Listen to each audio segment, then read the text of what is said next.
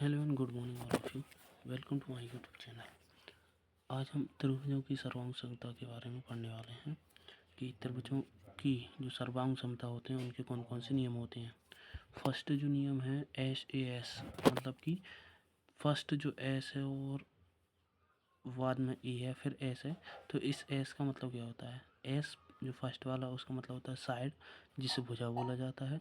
फिर ए का मतलब एंगल और फिर एस से साइड मतलब भुजा कोण, फिर भुजा सर्वांग क्षमता का नियम आता है।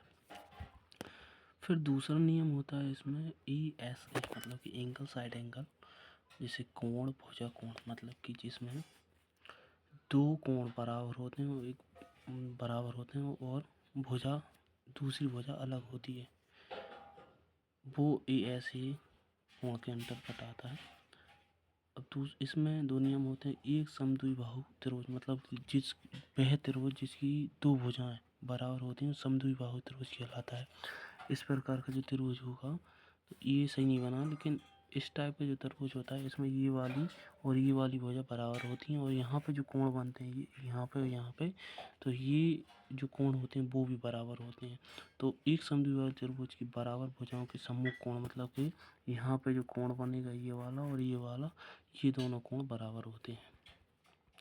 इसके बाद दूसरा नियम है कि किसी त्रिभुज के बराबर कोणों की सम्मुख भुजाएं बराबर होती हैं। जैसे कि अगर ये वाला एक त्रिभुज लें अपन, तो यहाँ पे ये कोण और ये जो कोण बनेगा इसकी ये दोनों भुजाएं सॉरी ये वाली और ये वाली जो भुजाएं होंगी वो बराबर होती हैं। फिर तीसरा नियम आता है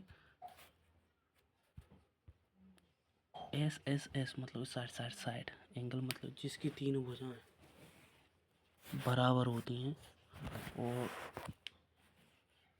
वह एक समबाहु त्रिभुज होता है जिसका प्रत्येक कोण 60 डिग्री का होता है।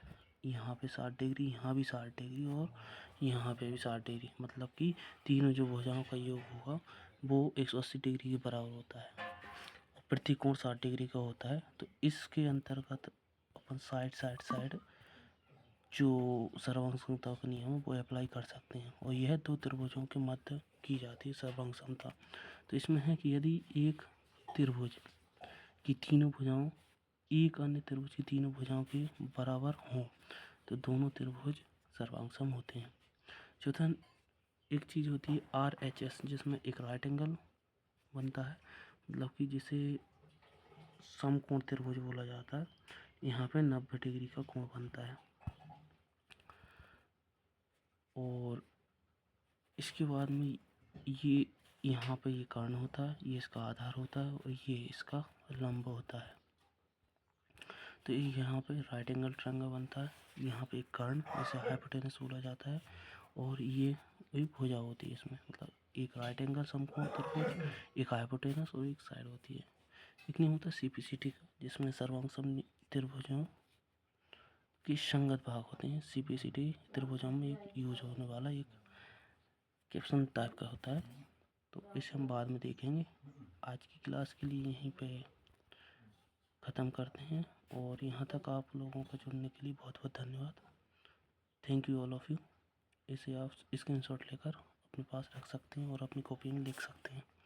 धन्यवाद।